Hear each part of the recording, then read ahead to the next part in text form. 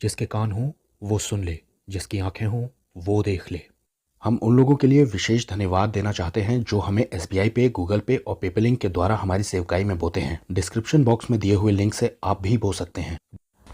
Bible परमेश्वर के मंदिर के बारे में बात करती है। दाऊद परमेश्वर का मंदिर बनाना चाहता था, लेकिन परमेश्वर उसे मना कर देते हैं और कहते हैं कि तेरा बेटा सुलेमान उसे बनवाएगा। पहला इतिहास 17 अध्याय। जब तेरी आयु पूरी हो जाएगी और तुझे अपने पितरों के संग जाना पड़ेगा, यानी कि जब दाऊद मर जाएगा, तब मैं तेरे बाद तेरे वंश को जो तेरे पुत्रों में से उत्पन्न होगा खड़ा करके उसके राज्य को स्थिर करूंगा। अगली आयत में लिखा है कि मेरे लिए घर वही बनाएगा। और आगे की बात पर ध्यान दीजिए, वहां लिखा है और मैं उसकी राजगद्दी को हमेशा स्थिर रखूंगा। मैं उसका पिता ठहरूंगा और वो मेरा पुत्र ठहरेगा। पहली बार में पढ़ने में आपको ऐसा लग सकता है कि ये सुलेमान के बारे में कहा जा रहा है। 14वीं आयत में भी इस बात पर जोर दिया गया है कि उसका राज्य सदैव स्थिर रखेगा परमेश्वर और उसकी राजगद्दी हमेशा बनी रहेगी। दाऊद अपने बेटे सुलेमान से ये सब बातें कहता है और एक तरह से ये घटना एक बार फिर से पूरी तरह से दोहराई जाती है। इसे दोबारा लिखा जाता है। दाऊद सुलेमान से कहता है कि परमेश्वर ने मुझसे क्या कहा था। पहला इतिहास 22 चैप्टर। देख, तुझसे एक पुत्र उत्पन्न होगा जो शांत पुरुष होगा और मैं उसके चारों ओर के सब शत्रुओं से उसे शांति दूंगा। उसका नाम तो सुलेमान होगा। उसके दिनों में इजराइल में शांति होगी। ये बात पक्की तौर से सुलेमान के बारे में ही कही जा रही थी। 10वीं आयत में लिखा है कि वही मेरे नाम का भवन बनवाएगा और वो मेरा पुत्र ठहरेगा और मैं उसका पिता ठहरूंगा और उसकी राजगद्दी को मैं इजराइल के ऊपर सदा के लिए स्थिर रखूंगा। अब यहाँ बाइबल की ये बात ध्यान देने लायक है कि उससे कहा गया कि सदैव उसकी गद्दी को स्थिर रखा जाएगा, यानी हमेशा हमेशा के लिए। एक तरह से ये सच भी है कि सुलेमान की गद्दी को किसी ने छीना नहीं, लेकिन परमेश्वर हमेशा शारीरिक बातों के अंदर आत्मिक बातें छुपाते हैं। उन्होंने यहाँ पर यीशु मसीह को छुपाया है। अब पहला इतिहास 28 चैप्टर में एक और बारीक बात दी है जिसकी वजह से आपको पता चल जाएगा कि ये बात यीशु मसीह के बारे में कही गई है। यहाँ पर दाऊद कहता है और उसने मुझसे कहा कि तेरा पुत्र सुलेमान ही मेरे भवन को और आंगनों को बनवाएगा, क्योंकि मैंने उसे चुन लिया है कि वो मेरा पुत्र ठहरे और मैं उसका पिता ठहरूंगा। लेकिन अगली आयत में एक कंडीशन दी है कि अगर वो मेरी आज्ञाओं और नियमों को मानने में आजकल के समान दृढ़ रहे तो मैं उसके राज्य को स्थिर रखूंगा सदा के लिए। यहाँ दाऊद को एक खास निर्देश दिया गया था कि अगर जैसे सुलेमान का हार्ट आज है परमेश्वर के सामने, अगर हमेशा ऐसा ही बना रहता है तो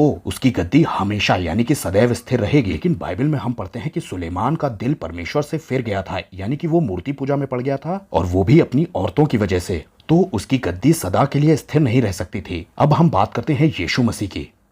बाइबल में यीशु मसीह को दाऊद का पुत्र कहा गया है क्योंकि परमेश्वर का असली मंदिर यीशु मसीह ने हम लोगों को बनाया है। बाइबल बताती है कि हम परमेश्वर के आत्मा का मंदिर हैं और परमेश्वर इंसानों के हाथ के बनाए हुए मंदिर में नहीं रहता है, यानी कि ईंट गारे वाले मंदिर। लेकिन उत्पत्ति की किताब में आदम को अपने हाथों से परमेश्वर ने बनाया था, यानी कि अपना मंदिर उसने अपने हाथ से बनाया था रहने के लिए। और आदम ने पाप करके परमेश्वर को उसके मंदिर से यानी कि अपने अंदर से निकाल दिया और वही वो जगह है जहाँ पर परमेश्वर रहना चाहता है दोबारा, और ये यीशु मसीह के वसीले से पूरा हुआ। अब इसी से जुड़ी हुई एक बात दी है उस जगह पर जहां पर मरियम से मिलने जाता है जिब्राइल स्वर्गदूत। वहां पर जिब्राइल स्वर्गदूत जाकर के मरियम को एक पैगाम देता है और वो ये बात कहता है कि देखो, सबसे पहले तो उसे डरने के लिए मना किया जाता है कि मत डर, और फिर उसे ये न्यूज दी जाती है कि तुम प्रेग्नेंट होने वाली हो, तू उसका नाम यीशु रखना और वो महान होगा, और यहाँ लिखा है वो परम प्रधान का बेटा कहलाएगा। और फिर लिखा है कि प्रभु परमेश्वर उसके पिता दाऊद का सिंहासन उसको देगा। ये वही बात है जो सुलेमान के लिए कही गई थी।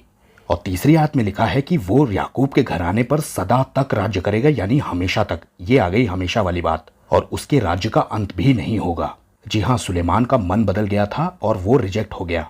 लेकिन हाँ, जो भविष्यवाणियां सुलेमान के लिए की गई थी उनमें आत्मिक रूप में यीशु की भविष्यवाणियों को छुपाया गया था, क्योंकि वही है हमेशा हमेशा के लिए परमेश्वर का पुत्र। सबको जय मसीह की।